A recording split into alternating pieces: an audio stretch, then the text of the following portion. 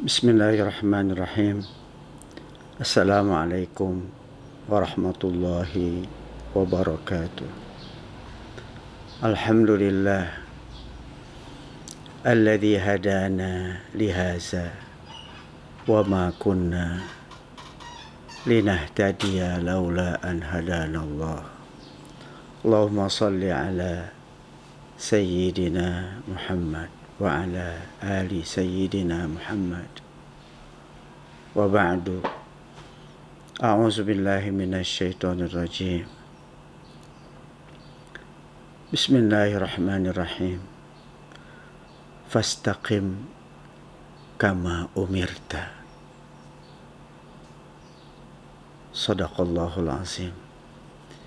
Saudara-saudaraku yang dirahmati Allah dan keluarga besar Pesantren Terpadu Darul Quran Mulia, para ustaz dan ustazah, para santri, putra dan putri, para orang tua, dan segenap kaum muslimin. Semoga Allah Subhanahu wa ta'ala melimpahkan rahmat, taufik, dan hidayahnya kepada kita semuanya. Alhamdulillah, begitu banyaknya nikmat dan karunia Allah yang telah diberikan kepada kita. Nikmat materi, nikmat berbagai fasilitas hidup, udara yang segar yang bisa kita hirup tanpa kita harus membayarnya, dan yang lebih besar daripada itu adalah nikmatul hidayah, nikmat petunjuk. Allah telah memberikan kepada kita petunjuk jalan yang lurus, jalan yang benar. Ini sungguh merupakan nikmat yang paling besar. Karenanya kita diajarkan untuk selalu meminta dalam surat Al-Fatihah yang selalu kita baca sehari sampai minimal 17 kali dalam sholat wajib kita, apalagi kalau ditambah dengan sholat sunnah.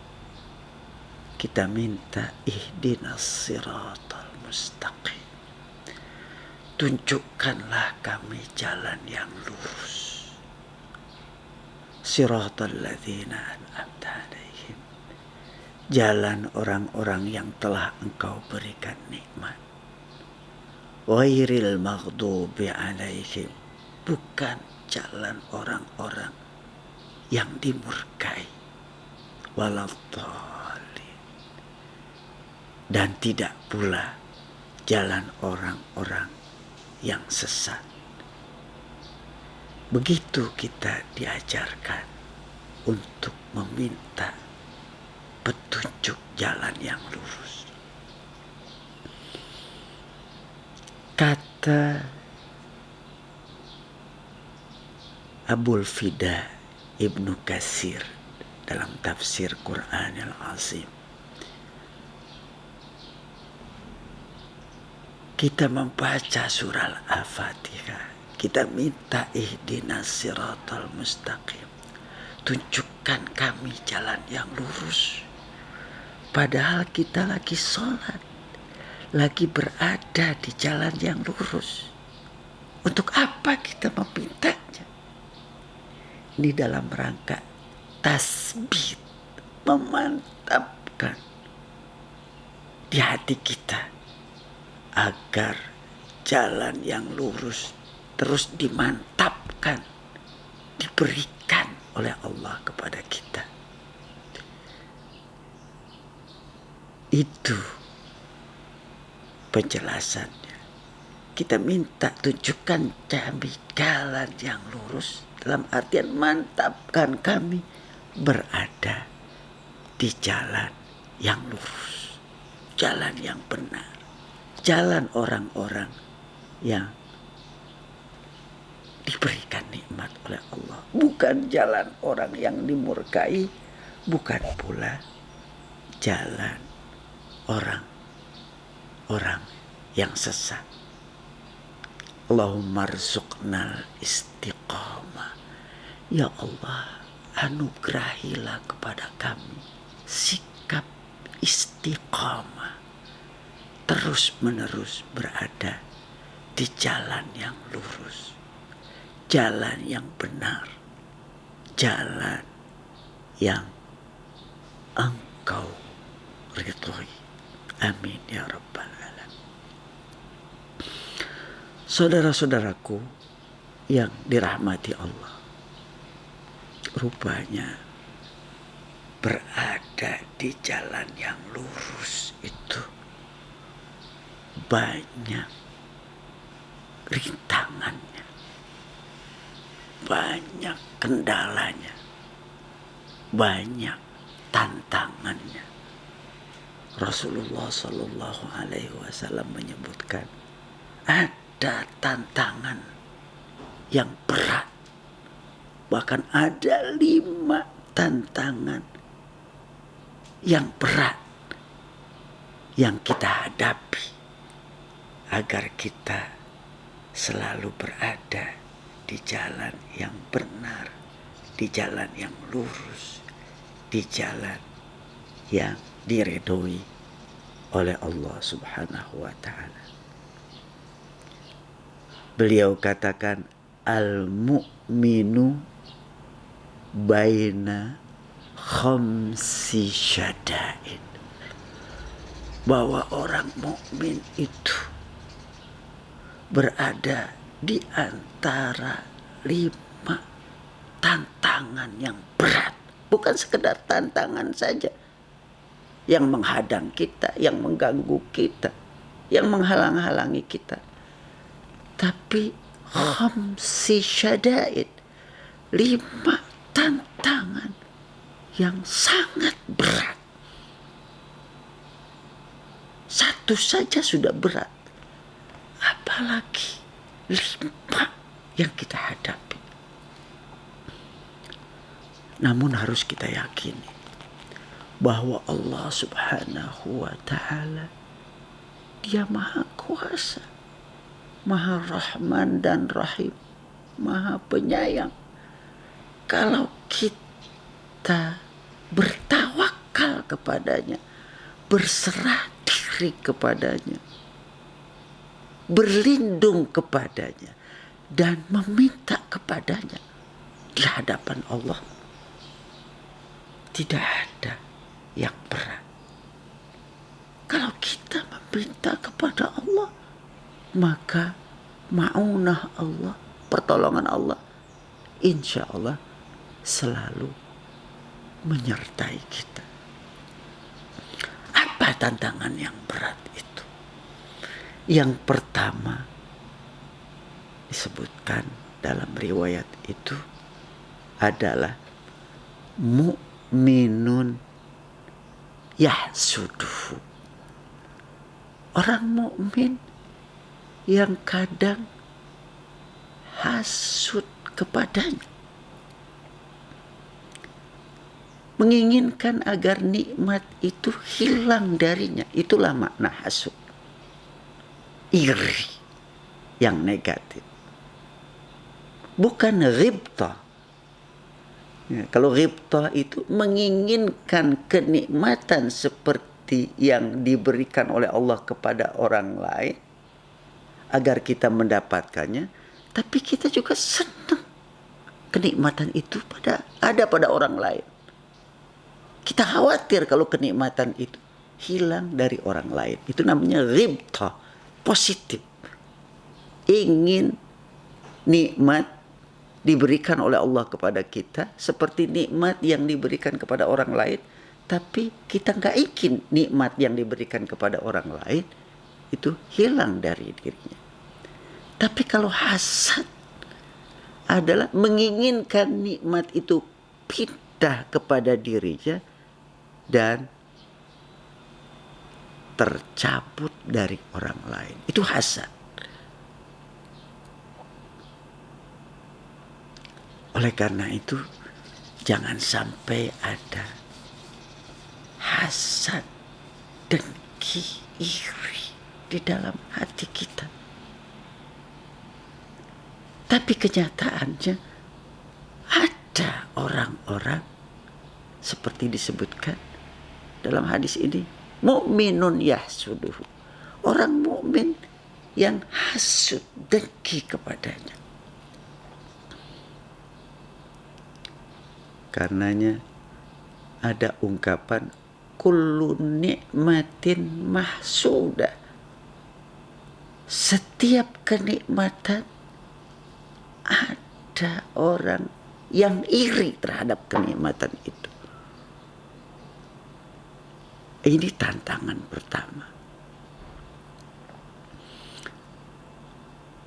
Semoga Allah Subhanahu wa ta'ala hindari kita, Allah jaga kita agar kenikmatan yang diberikan kepada kita tidak ada pihak yang hasud, tidak ada pihak yang menginginkan agar kenikmatan itu hilang dari diri kita. Nah, karenanya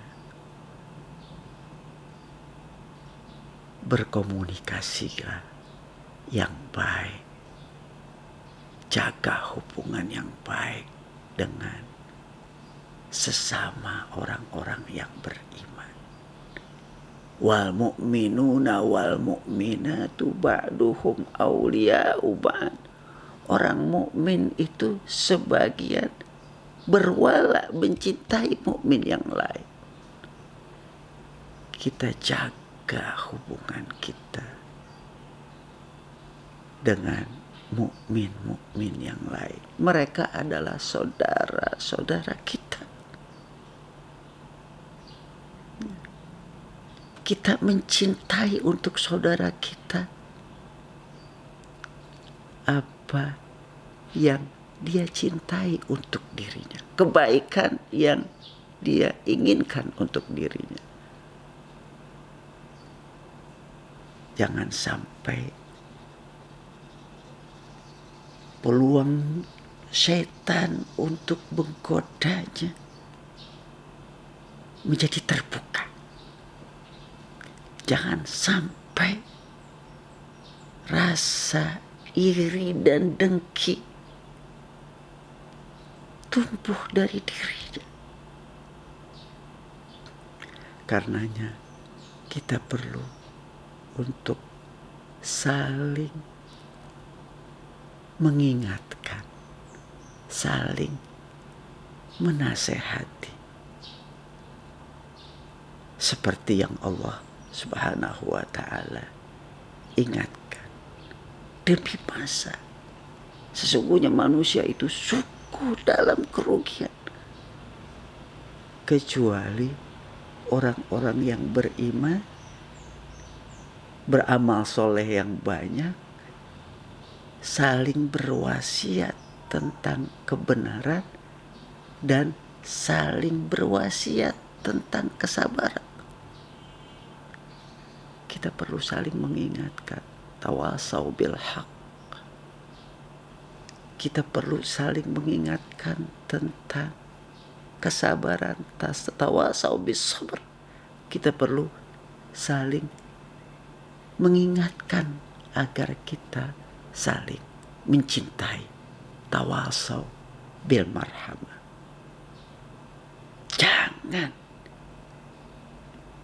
kita buka celah untuk masuknya pengaruh setan, membuat seorang mukmin dengki terhadap saudaranya yang mukmin. Itu tantangan yang pertama. Kalau hubungan sesama kita baik, hubungan sesama kita mukmin itu mesra, ya, terjadi tolong menolong, bantu membantu, saling mengingatkan, cinta mencintai, insya Allah gak akan tumbuh rasa dengki itu. Tantangan yang kedua, saudara-saudaraku yang dirahmati Allah, adalah munafikun yubghiduhu. Orang munafik yang membenci orang yang beriman itu. Orang munafik, orang yang berpura-pura. Apalagi munafik i'tiqadi yang keyakinannya memang ditutup-tutupi. Seakan-akan dia percaya pada kebenaran. Pada hakikatnya dia mengingkarinya. Dia bermuka dua. Di hadapan kita berpura-pura seakan-akan dia seorang mukmin, tapi di belakang kita dia berbeda. Dia bukan yang beriman. Itu munafik i'tiqadi. Atau orang munafik yang munafiknya nifak amali, yang perbuatannya itu berpura-pura walaupun dia tidak meyakininya. Orang munafik, innal munafiqina yukhadi'una Allah wa huwa khadi'uhum. Sesungguhnya orang-orang yang munafik itu menipu Allah. Pada hakikatnya dialah yang menipu mereka. Mereka menipu diri sendiri. Berpura-pura bagaikan serigala berbulu ayam. Hakikatnya serigala yang memangsa ayam, tapi tampilannya seperti ayam yang berbulu.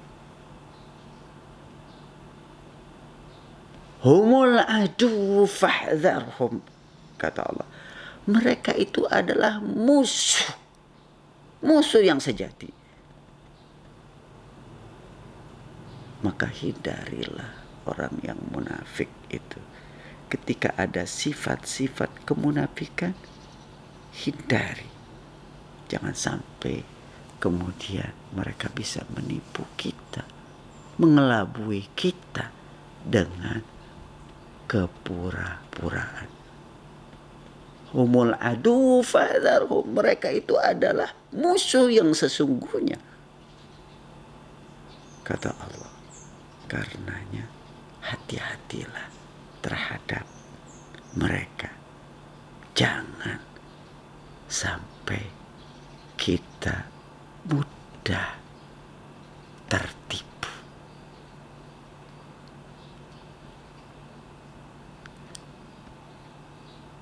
Allah Subhanahu wa ta'ala menjelaskan kalau hubungan kita dengan Allah Subhanahu wa ta'ala kuat, hablum minallah itu erat, maka orang munafik yang ingin menipu, yang dia tipu adalah dirinya sendiri. Ya, mereka nggak akan berhasil. Yukhadi'una Allah walladzina amanu wa ma yakhda'una illa anfusahum. Mereka ingin menipu Allah dan orang-orang yang beriman.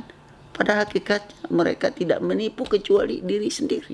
Orang yang beriman ketika dia dekat dengan Allah, maka dia kokoh.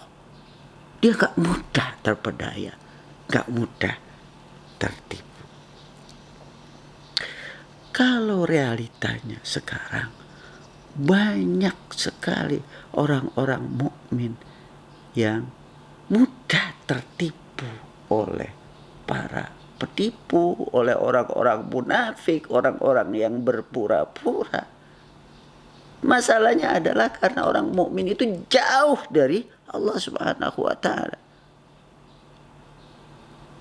Tapi kalau dia dekat dengan Allah, maka tipu daya orang munafik itu akan kembali pada dirinya sendiri, gak akan berhasil. Yakini itu. Jangan kepora-poraan orang dengan tampilan berbaju koko, berpeci, bersarung. Kadang wanita pakai kerudung.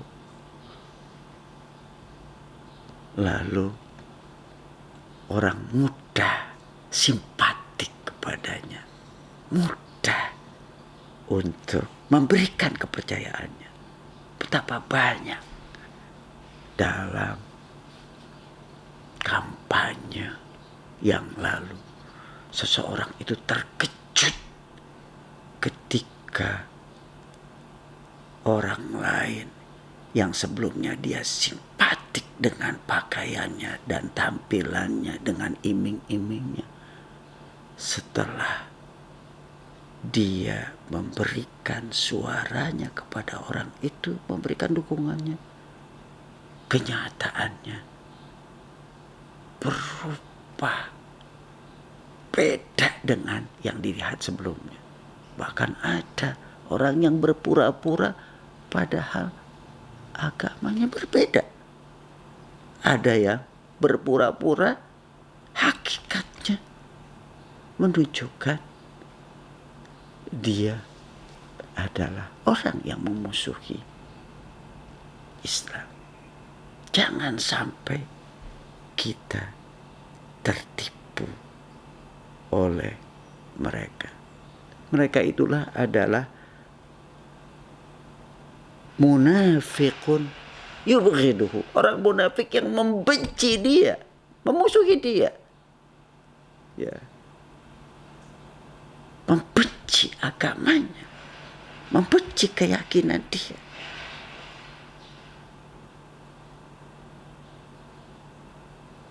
Membenci risalah yang dia ikuti, perjuangan yang dia perjuangkan.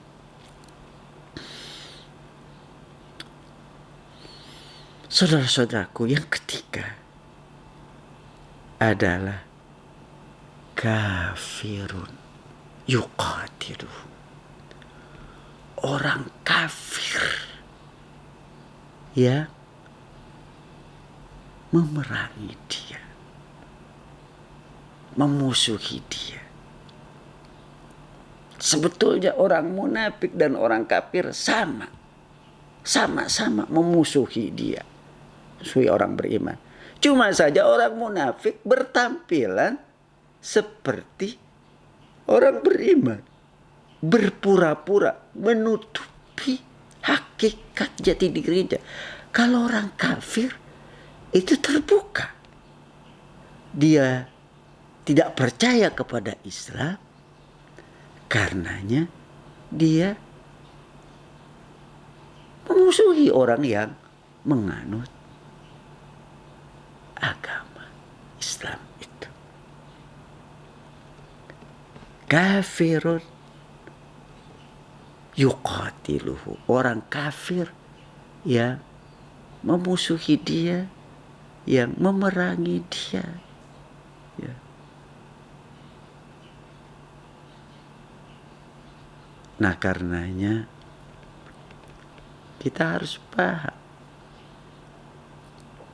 Kita juga harus bersikap yang bijak. Selama orang tidak memusuhi kita, kita tidak akan memusuhinya. Dalam hal-hal muamalah kita bisa berlaku adil ya kepada orang yang tidak mempercayai keyakinan kita. Jadi kalau ada pihak-pihak yang kafir yang memusuhi orang-orang yang beriman, itu sesuatu yang memang wajar. Wajar. Karenanya kita lihat di beberapa daerah minoritas Muslim, orang Muslim yang jumlahnya sedikit, seperti di Fatani misalnya, atau di Filipina Selatan misalnya, itu orang-orang yang non-Muslim itu berani melakukan hal-hal yang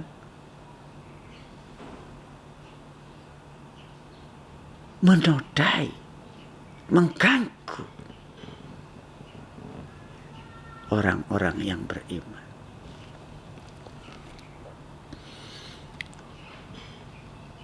Kafirun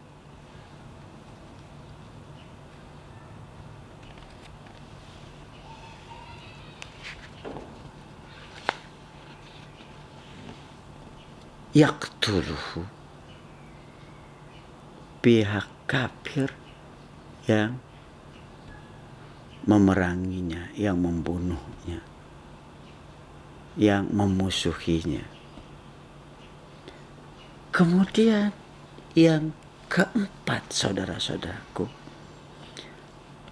adalah musuh internal, musuh yang ada di dalam diri kita.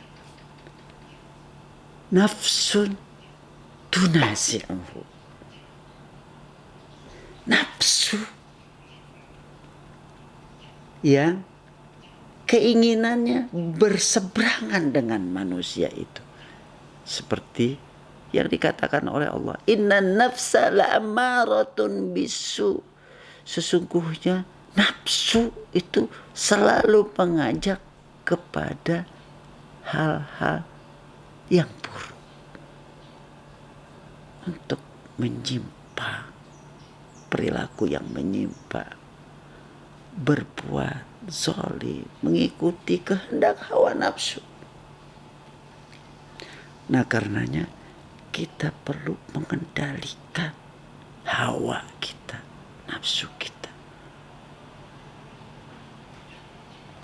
Sampai Allah Subhanahu wa ta'ala mengatakan, kalau orang-orang yang takut kepada Allah Subhanahu wa ta'ala, dia selalu punya perasaan muraqabah, diawasi oleh Allah Subhanahu wa ta'ala, merasa Allah dekat dengannya, maka dia bisa,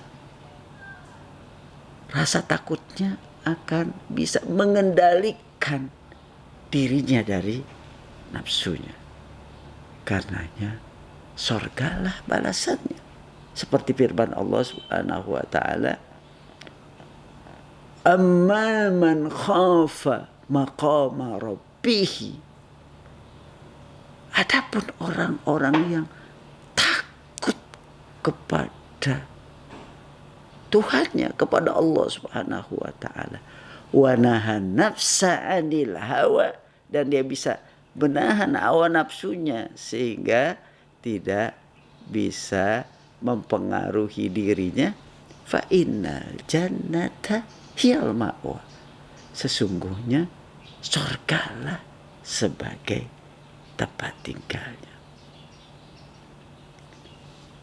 Nafsu, hawa, yang keinginannya selalu berseberangan dengan akal sehat kita, akal sehat manusia. Karenanya perlu dikendalikan. Itulah mengapa misalnya Rasulullah Shallallahu Alaihi Wasallam menganjurkan kita sering-sering berpuasa. Ya, berpuasa itu bisa mengendalikan nafsu.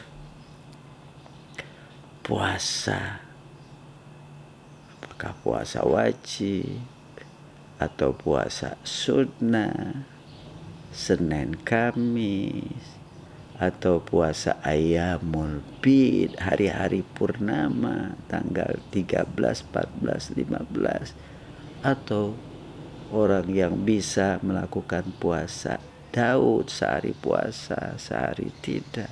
Puasa itu cara yang efektif untuk mengendalikan diri dari pengaruh hawa nafsu yang selalu keinginannya negatif. Inna syaitana yajri min ibni Adam majrad dam. Setan itu mengalir pada diri manusia itu mengikuti aliran darahnya. Fadayyiquhu bisawmi. Maka kendalikanlah, persempitlah jalannya setan itu dengan cara berpuasa.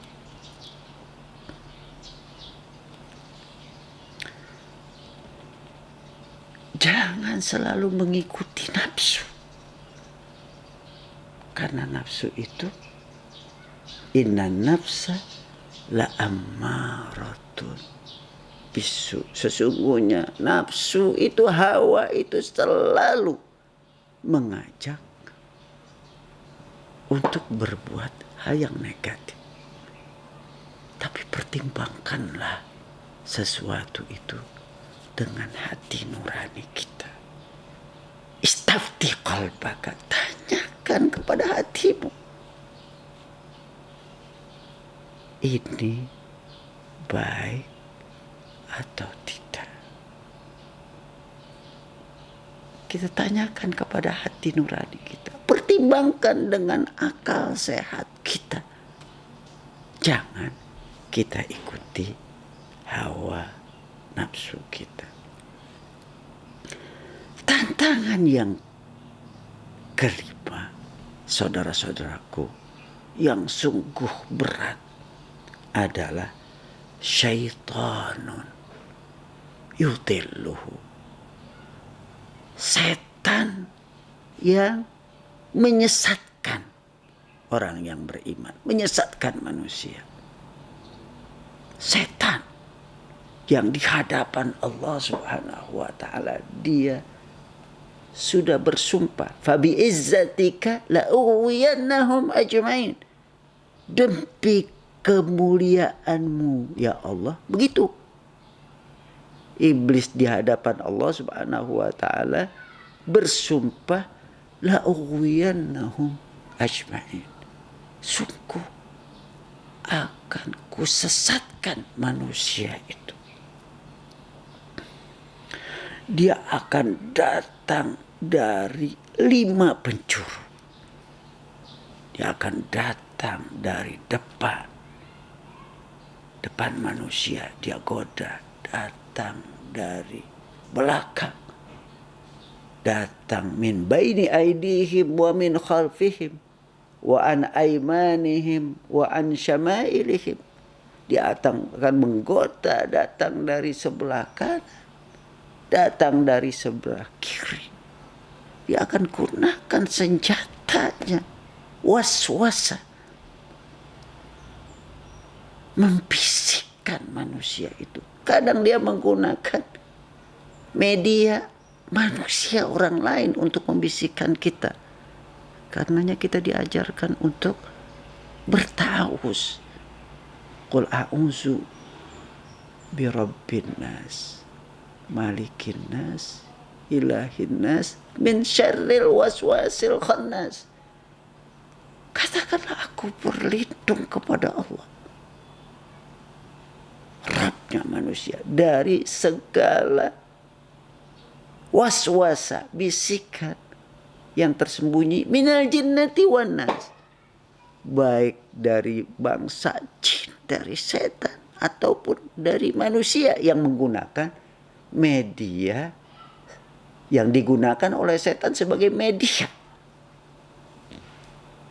untuk membisikkan manusia. Dia juga akan datang dari bawah, wa min tahti arjulihim, dari bawah kaki manusia itu, dari 5 penjuru. Tapi tidak disebutkan setan itu akan menggoda dari atas. Karenanya hubungan ke atas itu harus terus kita jalin. Hablun minallah, hubungan dengan Allah Subhanahu wa taala. Quwwatus silah billah harus kita perkokoh. Hubungan dengan Allah Subhanahu wa taala harus kita pererat. Banyak berzikir, banyak beribadah, banyak bermuraqabah, merasa diri kita diawasi. Allah dekat dengan kita. Wa huwa ma'akum aina ma kuntum. Allah itu selalu bersamamu di mana saja kamu berada. Satu kali seorang alim, dia bertanya kepada muridnya. Katanya, wahai murid-muridku, seandainya kalian itu digonggong oleh anjing galak, anjing buas, bagaimana sikap kamu? Kata muridnya, saya akan lawan. Saya akan taklukkan anjing itu. Dan saya akan meneruskan perjalanan saya berikutnya. Kalau, kata gurunya, ternyata setelah kamu taklukkan anjing itu, datang lagi anjing yang sama galaknya dengan anjing yang pertama, bagaimana sikap kamu? Saya taklukkan lagi, saya lawan lagi.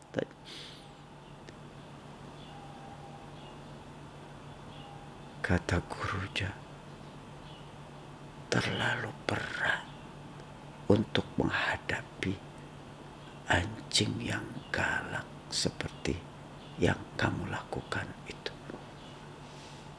Sebetulnya ada cara yang lebih efektif, cara yang lebih ampuh, yaitu kamu panggil pawang anjing itu, bos anjing itu. Sekalipun anjing itu anjing yang galak, kamu katakan, bos, singkirkan anjing itu, jangan sampai mengganggu saya. Beres. Begitulah seorang syekh itu mengumpamakan